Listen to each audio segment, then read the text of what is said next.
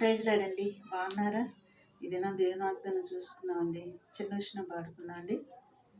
10,000లోన గుర్తించదగిన సుందరుడవు నీవు, అపరంజి పాదములు అగ్ని నేత్రములు కలిగిన వాడవు.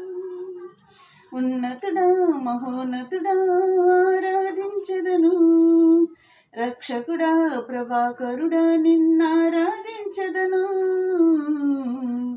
మహామహిమతో నిండిన కృపా సత్య సంపూర్ణుడా, ఇశ్రాయేలు స్తోత్రములపై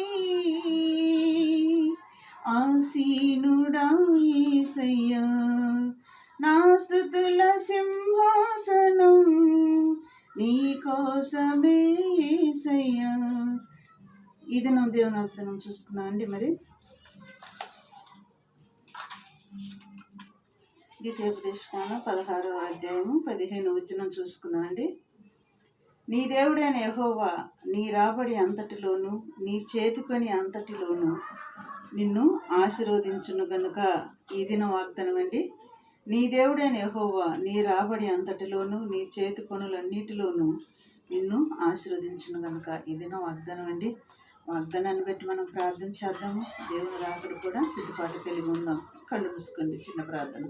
స్తోత్రములు ప్రభు, ఇట్టి మాటలు వింటున్న బిడ్డల హృదయాలల్లో నాయన నీరు గట్టి ఫలింపు చేసి వాళ్ళ హృదయాలల్లో నాయన ప్రభు, వాళ్ళ గృహాలల్లో నాయన చూస్తున్న బిడ్డలకు నాయన వాళ్ళ జీవితంలో కార్యములు జరిపించి ఏదైతే ఆశించి ఉన్నారో ప్రభు వాళ్ళ ఆశలు తీర్చి సహాయం చేయమని నజరేయుడైన యేసయ్య నామములో అడిగి వేడుకొంచున్నాము తండ్రి.